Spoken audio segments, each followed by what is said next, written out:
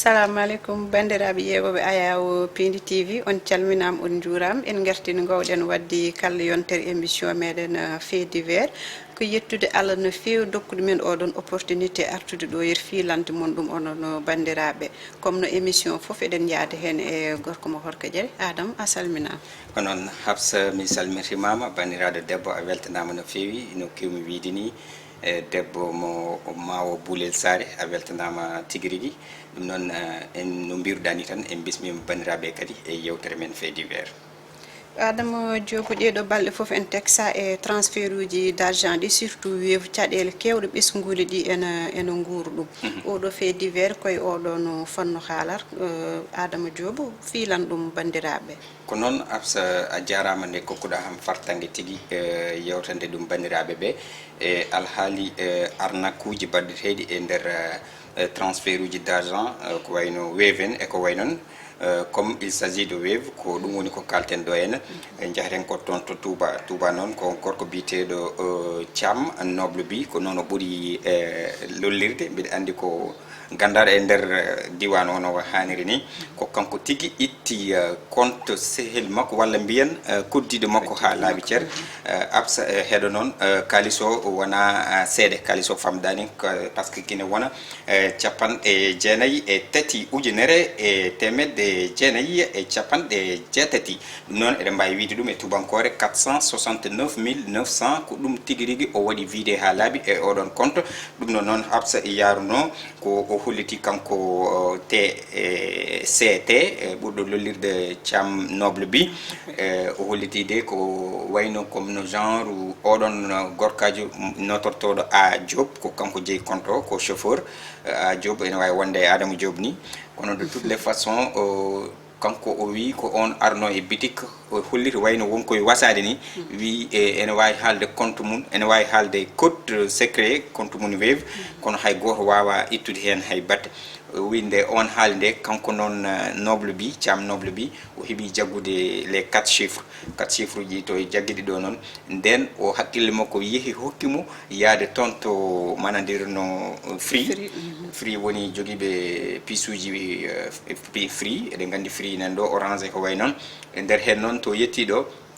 o namdi ko oɗo numéro de kanko jeeyi ɗum yoɓe ko jiɗɗo wadde ɗum récupéré Habsa no pamirta o waɗi peeje makko tan ha waɗi récupéré oɗon numéro puɗɗoriɗo 78 e nder hen noon o naati e compte he caggal nde o jagguno oɗon code secret o waɗi wiide ɗeɗon koppereje ɗe kalden ɗo ene des 469 900 ha laaɓi ceer kanko a Diop ndeysan o waɗi constaté ñalawma goto o tini wonde won baɗɗo retiré kalis gonɗo e compte makko taw ko guyka woni fraude e nder hen noon ala ko waɗi so wona yaade toon to commissariat mo police gonɗo toon woni commissariat Guy Mbindi ko toon to Touba e nder hen noon ko ɗon de o ari wiide wonde omo porta plainte ɗum ko ganduɗa contre X par ce que o anda kanko de o waɗi jekki tan o tawi wonde compte makko ko itta ɗeɗon koppereje joni noon o ari portude plainte contre X e nder hen noon to ari ɗo ndekete ɓeɗon ko wowɓe ɓen polisaɓe koɓe wowɓe e dillude e waɗɗeɗe gueɗe par ce que ɓe gariti hewɓe waɗanoɓe escroquagal e nder wadde retiré compte uji Wave donc e nder hen noon kamɓe lieutenant o e yimɓe mum jokkodiri e mawɗo free o ha mbaɗi localisé numéro to mbaɗi localisé waajo o kanko CT mo ganduɗa kay CT no mbirɗen ni ɓurɗo lollirde Thiam Noble Bi ko nden de ɓe jagguimo to ɓe jagguimo ɗo devant commissariat o yeddani hen hay batte Habsa o holliti wonde vraiment ko kanko ni ƴefti kalis o ko kanko waɗi retiré o haali no kaldirmi nani ni sa yi o waɗi ko waaji o haali code secret mum e nder boutique goto kadi koɓe hoddiɓe e nder hen noon o heeɓi jaggude no mbirumami e code secret o ɗum woni o yeehi o ha to free o ƴefti manamdiɗo numéro o yeehi waɗi ɗum retiré kono noon ndeɓe namdimomo kalis o Habsa o holliti wonde oɗon kalis de o soodi hen moto Jakarta ko heddi ho noon ko fecci hen o hokki hen yummakko ɗon kam ɓandam ndu maayi seeɗa hayso tawi ko kalis mbaɗaɗo escroquerie ittude kam à chaque fois kadi wadde pensé e yummum ɗum noon kadi ko hunde ganduɗa voilà hayso wona on banggue jawruɗen en tout cas de toutes les façons to o saaha mo kaldeten ɗo e vendredi ɓennuɗo o waji ɓe payimo junggo gam wadde caay sayagal bangal hono ni henne en tout cas mone juuɗe lamo. Je pense que kanko oɗon gorkaji to yano to waɗede récupéré piece free o hay tottuɓeɓe piece o en poti namnede par ce que haske neɗɗo ari wimam téléphone mum koko majji koko waɗa récupéré piece muɗum yataw piece o indi mo waɗano identifié adan ko oɗon carte d'identité waɗa présenté saabu min mbeɗa wawi umma tam yam wi piisam koko wujjama naw numéro Adama Diop donc so tawi waɗa identifié koye indi Adama Diop foti wiyede que carte d'identité Adama Diop yo waɗa présenté obligatoirement ɗo deti batti ɗiɗo no feewuji kewoji oɗo saaha foof ɗo yete Sénégal enen jogui hen Adama Diop ko ɗeeɓi wade noon suku debbaji goto kollirɗo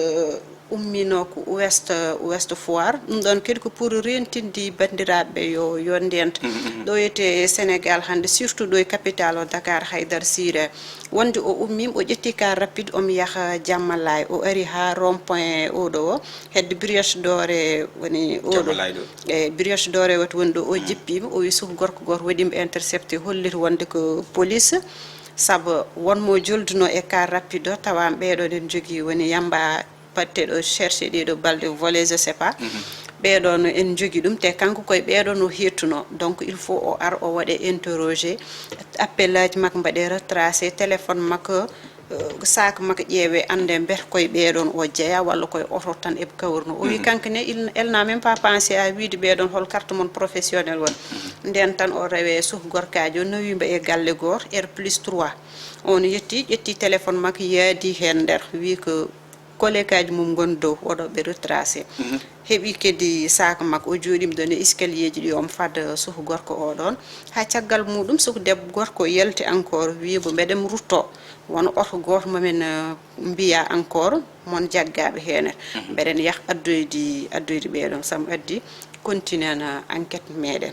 on jooɗima hankkadi ko juuti ruttima holto o jaɓɓino ɗum to woni R+2 o no on ŋabbi nde taw ko sac mum Adama ene wedda ɗo nete dow escalier ji ɗi o ari o udditi sac makko omo heddiri wana téléphone goɗɗo wonno koye nder sac o e haalis gonnoɗo e nder sac o foof taw suka gorko o ƴetti ɗum kedi portable makko nawri no namni nde ɓeɗon mbeɗa ko policier ji gonɗo ɓen mbi ala ganda policier te kawuji baɗi noon yiiteno ɗo e Sénégal waɗatno ɗum ko nigérien ji ɗe eɗen mbawi wiide wadde sukaɓe leydi men oɗo instant janggui e ɗiɗo no feewuji ha o saaha ko kañumen mbaɗata ɗum bon appel à lancé ɗo net ko so neɗɗo waɗimam arrêté haalnimam haal police avant kaɗa haalde mum namdo ɗum carte professionnel mum hasko so tawi ko ɓorniɗo tenue namdo ɗum carte muɗum professionnel sahantuma mo ɓorna ko tenue ko ɗum woni lawol habsa no mbirɗa ni gueɗe ɗe ni ne poti ene ɗefi nandude e ko kalɗen joni tubako ha joni koto banggue caay sayagal par ce que ɓen arɓe makko o gona polisaɓe kono ene mbaɗi maîtrisé milieu o de sorte hay vocabulaire mo mbaɗata utilisé konnguɗi ɗi sa rentahi tan a huulan kadi cikka koɓe polisaɓe no hanniri ni donc ko hunde nde ɓe mbaɗi genre répétition haaɓe mbawi ɗum donc kala meccal no wawi wade foof so tawi a wawi ɗum tan ma aɗa heewi yaltude hen en tout cas oɗon debbo no mbirɗa ni réseaux sociaux ji ɗi ni omon waɗa hen alerte ɗeɗo balle foof kadi no mbaɗirɗa ni kadi bandila hen bandiraɓe ɓe ne mbattata hen haqqille ɗum ko hunde wonde fayida par ce que hono majjum kewino ɗo ene e nder légal mariste ngal gonɗen ngal ɓenne kadi koye fannu goɗɗo so yeehi ha événement uji puɗɗima arde ko nande julde en e ko way noon ɓe garane ma ɓe ene woodi ɓen noon ene woodi ko janggata ene woodi daaɗe ɗe janggata soɓe kalde ma aɓe calminima jaabima tan kala ko joguineɗa soɓe namdimama ya hokkuɓe tan ha hokkamɓe ɗum ɗo noon kadi ko mbaadi wondi e escroquerie mo ganduɗa nanɗo e nder leydi ndi moƴƴi yimɓeɓe kadi mbatta hen haqqillaji mumen no fewi gonga ni Adam pour daddeɓe wona hunde weeɓonde no fewi par ce que à chaque fois e fannu meɓe garda à chaque fois e neɓe bettirtama mais yo yimɓe ɓeydo wadde vigilant tan ɓeydo rentade no fewi ma jomiraɗo yantu hen oɗo fait divers men goɗɗo suuk debbajo biteɗo Fatimata Ly debbo mo Thilogne oɗon teskano majjugol muɗum guila le 22 septembre en wulliteno e plateforme uji foof so yimɓe jii nanduɗe oɗon photo mbaɗanoɗo publié yo noddi e won numéro ji caggal muɗum ndeysan o yitam tawa omo wasi fittande makko enen duwno koreji Thilogne kal enen duwno koreji makko foof ko hunde musde no fewi par ce que no waɗanode publié yimɓe kulino boom est ce que wona jomum ko gujjaɗo wara et tout mais caggal muɗum Adam condition jom jomum yitiraɗi ene muusi no fewi ene muusi habsa ko no mbirɗa ni caggal nde nelduɗen duwaw bandiraɓe foof toon to Thilogne ha Matam no mbirɗa ni kanko Farmata Ibrahima Ly ɗum woni inde nde complet mo ganduɗa kay ko poyani ni ko waɗa nommé directrice toon to Thilogne ummoto ko Matam toon o jangguinanno o faara Thilogne e école élémentaire goto woni lewru joni ko ɗum waɗi vraiment par ce que guila no mbirɗa 22 septembre e nder hen noon no film o yaari ni habs ene yurmini par ce que wayno ko deux versions waɗi hen premièrement ko no o ƴeftino décision ni par ce que mo wondino hoore musore ene tampinamo hoore musoreji ene woodi so garema andata ni ko mbatta o ƴefti décision noon e même oɗon jour le 22 septembre ummade toon to Matam gam yaɓande ga e lamarko ngo Dakar pour ƴewde no safrori oɗon haala ko nden ɗum heftimo ha hedde banggue Thiés en e nokku biteɗo hedde Diasap voilà e koto e nder Thiés toujours ko toon de nde affaire o arte makko ha tampinimo habso ronki andude ko waɗata o wi yo jippine ɗon to jippina ɗon o naati e nder ladde nde ganduɗa tubankore ɓe noddirta ɗum ko vergère woni nokku tan mo ganduɗa waɗi ko leɗɗe ha heewi waɗi fruit ji ko ɗon o telli o naati ɗon e nder hen noon ko heftimo ko suhaɓe almuɓe jahanno jiirimo condition ngaji moƴƴani nodda service d'hygiène wonde police aɓe ne wonde kadi ɓe ganduɗa goni sapeur pompier e nder hen noon voilà kadi version goɗɗo ari hen absa par ce que ko ɗon ni jiɗɗen arde souvent ma en gartoy hen gam lewnude par ce que enen ko kalten ɗo hew wonto tunniɗen wonto ƴogɗen information ngaji ɗi hayso tawi eɗen poti ƴewoyde information ngaji ma en gartu hen e nder version goɗɗo Diagne de Libération kañumne kadi holliti kanko ko bartiɗo par pendaison woni yargue e nder hen noon comme ko version ngaji ɗiɗi gari ɗon ko ɗum woni ko kalanten bandiraɓe en tout cas de toutes les façons ɓe kolliti wayno ni sakket ɗo won caɗele ɗe o jogdino goto e ɓe membre famille makko eko way noon ɗum ɗon foof c'est des choses ɗe ganduɗa ma en mbattu ɗum vérifier ha ɓeydo labde garen tottiren ɗum bandiraɓe inchallahu rabbi fait divers men oɗo Adama ko ɗoyete Pikine Icotaf suku gorko goto biteɗo Cheikh Oumar kañum jippino ligguey kikiɗe hedde 18 heures naati suudu muɗum ena fofto to leeli ɗo nder suudu makko on nani gulal ɗi pewani dal dow terrasse e dow terrasse o ummima e suudu makko o yabni dow terrasse ƴewdi ɗiɗo no ɗen dilli kadi goni no yettino nder toon o tawi toon ko suku gorko goto jarteɗo duuɓi 50 en wonde cukalel gorel dañguel duuɓi 13 en wadde muɗum ko gueɗe ɗi pewani te guel ɗon cukalel joom duuɓi 13 kangel mum te o nanata ko ɓinguel koddiɗo kanko suku gorko oɗon joom duuɓi 50 de caggal muɗum kanko Cheikh Oumar o wulli o waɗi alerté voisin ji kamɓe foof ɓe gari neɓe garnode noon fulo keɓe waɗɓe partagé o en deux ɓe mbi yo jaggue o duppe ɗo nder ɓe mbi ala ɗum ɗon wona solution yo nawani police ɓen mbaɗa golle muɗum caggal muɗum ɓen wiɓe yo nawan police ko ɓeɗon ko ɗum ɗon wattidi waɗede o nawama police caggal muɗum kanko oɗon gorka e joom duuɓi 50 o holliti cukalel ngel kamɓe ɗiɗi keɓe yiɗidiri mi yiɗa reftude konngol ngol o ngel ko copain mak kamɓe ɗiɗi keɓi yiɗidirɓe ɗum tagi sahaa kala omo wadde ngel ɗon ko gueɗe baaɗe noon oɗo sahaa kanko o waɗama déféré pour acte contre nature et viol. ene wonde pédophilie aussi en tout cas habsa kam ɗum ɗonne kadi e nder sénégal toujours ene kewi yiide hono ko wayni kono ko gueɗe ni ɗe ganduɗa mettuɗe haalde tedduɗe kono il faut kadi bandiraɓe par ce que haɓe jogui droit à l'information ɓe ganda ko kewi e koko kewata surtout e nder rendoji ay habsa hono ɗum ɗo mataw ko ɗum ɗo tan woni ko kalɗen kono ay so tawi a naati e nder galleji ɗi soɗi jurnitama gueɗe kewɗe ene kewa toon habsa taw ko gueɗe ɗe ganduɗa ko contre nature par ce que galleji souvent haɗi jeewa soɗi jeewi noon won hen ɓe ganduɗa ko profitare uji yimɓe tan yiɗɓe wadde profité e gaccata ko ha galleji ɗi jeewa gone wadde hen gueɗe kantorinde en tout cas ɗum ɗo kam hunde yoɗani hay batte jaaro e duuɓi capannayyi ha etti kadi ala foof mo waddata ɗum ɗo so wona suho gorko kadi ko suho gorko duuɓi sappo e tati kadi no mbirɗa ni ko muumu en même temps ko paho donc ɗum ɗo mi ronki famde est ce que jomumen wona koye rafi gondi walla ko caysayagal tan en tout cas laamu ngu ɗum ɗo ene woodi ene foti ummade hen no fewi habsa après wawa safrude ɗum ɗon surtout ɗon erne mbiɗa ni laamu ngu ene foti ummade en so ɗum ala Adame Diop je pense que ɗo e 2 à 3 ans ma Sénégal hulɓini saabu ko kawuji kewɗi yiyede saaha kala gorko yan e gorko hono muɗum min mi anda berko refi walla ko sayagal je sais pas mais en hulɓini en fait. En tout cas habsa ko no mbirumami ni tan souvent jomum en taw koye rafiji gondi kadi en général heewi nande so tawi jaggama tan mbiyate ko cellani en iwi jeeri fati ballaji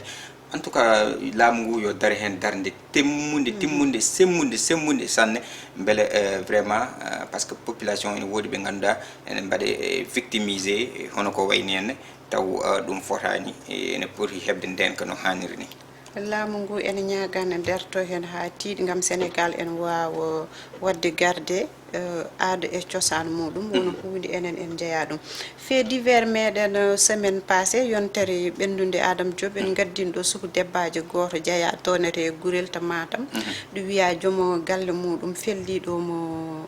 fetel ha hawri e ladial en dañin heede version mo banneɗen présenté koreji ɗi mais a jokkodirini e mo gandanɗa hoorema en wonno toon e sur les lieux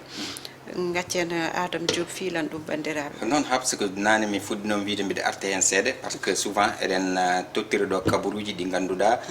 taw enen tunniɗen koye jayndeji ɗi walla e source uji ɗi ganduɗa to kabaruji ɗi gaddanen bandiraɓe ɓe il faut kadi bandiraɓe mbawa famirde hono noon kono noon kadi hono ko wayni toujours enen eɗen eto ƴewde sen nani jokkodirde e témoignage ɓe ganduɗa hoorema ko seedanteɓe tawaɓe par ce que siftoro en mbino wonde en ƴewini jokkodirde toon e neɗɗo goto jeeyaɗo en woɗon wuuro biyeteɗo Ablaye ŋakkere réseau haaɗi en famodirde e makko mais omo heblino gam haalanden no ɗum yaari ni e on ɗum laataki ha tunniɗen e libération kono noon kadi en keeɓi caggal mum nde émission yaltinde won commentaire uji jiiɗen hewɓe ene mbiya wonde journal jayndeyankoɓe ɓe leydi Sénégal 99% koɓe kabrata ko wona noon de toutes les façons enen kam à ce qui concerne yewtere men fait divers no mbirumi ni wonto ƴefteten kabaruji ɗi kono noon kadi en ɗetima kadi jokkodirde e ɓe ganduɗa tawtereɓe gueɗe ɓe souvent keɓen ɗumen souvent mbasen hebde ɗumen de toutes les façons en keeɓi kadi kabaru goɗɗo lernanɗo en gueɗe o par ce que on omo jeeya e idiɓe nde ɗum waɗi nde par ce que koye ligguey makko jeeya mi yiiɗa haalde ko liggoto par ce que ko secret ko sirlu e nder hen o yettima toon to yetti toon ɗo kanko idi hay sapeur pompier o yetta toon o hokki kam kabaru o o wi wonde e suho debbo o wiyani ene suuto suho debbo o kadi kanko e gorko ɓe meeɗano habde mataw ko seytande ari tan walla iblis ari tan ɗum yoni hakkude mabɓe kono noon rendiniɓe e d' après version mo heeɓi toon oui en tout cas ne heewi version ngaji kono kanko version mo heeɓi o comme il était sur place omo tawtorno version mo heeɓi o wonde ko gorko o ene yaltanno debbo wi wonde hay minne sa yalti komi dewowo e ma wi ala a wawa rewde yam wi debbo wi ala min kay mi rewane ma donc so tawi gorko wi wonde so tawde woni mbiɗa aɗa rewayam sa rewayam mi fellere de debbo noon mataw sikkat comme no caahawnoji ni wi aɗa suusi fellude mi fellu ndekete waaji o ɗon yaltini firhel mum felli vraiment ko ni version mo keɓɗen o kadi yaari so tawi kadi wonno wayi en tout cas enen wonto tunnotoɗen toujours en tawa kono won tawaɗo kam haalanen hono ko wayi noon ɗum noon habsa jinnomi wadde lernude e to banggue commentaire uji to. En tout cas yo Allah dondu meɗen e seydani sabu je pense que wayni fof ko seydani saboto ɗum ɗon yimɓe jooɗi fof yo ndu yalla dandu ɗumen e seydani. Adama Diop gaddanɗen bandiraɓe fait divers nde ɗo yontere gasi ha laaɓi no mbaydirtoɗa? Ko noon so wona yettudema e jardema weltanade kadi bandiraɓe nde ɓe jokkata toujours hormade fait divers mabɓe. Fait divers o ko kamɓe jeeyi kadi no mbirɗen ni en continent toujours wiide noon ene wonde ɗiɗon commentaire uji ko hunde wande fayida ene ɓeyɗo nawde min yeeso no fewi no fewi. On jarama onon foof waɗoɓe commentaire ɓe hamin gandi on min mba rewde e inde moon kono onon foof Allah jarama on jarama oɗon beltane e kala saaha e pulereje kadi ɗe jangguinton min tonde ene waɗi fayida no fewi no fewi. Ɗum noon min beltini moon hamin kokkon tan rendez vous semaine prochaine so hawre welede Allah. On jarama surtout pulereje ɗe des fois ɓe mbaɗanma hen commentaire ko gandanɗa hoorema jitta boom ko jogade numéro ji ɓeɗon aɗa jokkodiri e mumen mais quand même hay commentaire uji ɗum ɗon tan min jawani ɗum. On jarama no fewi en jetti Abouba e combani to caméra toyel. On jarama bandiraɓe ha yontere fande inchallah.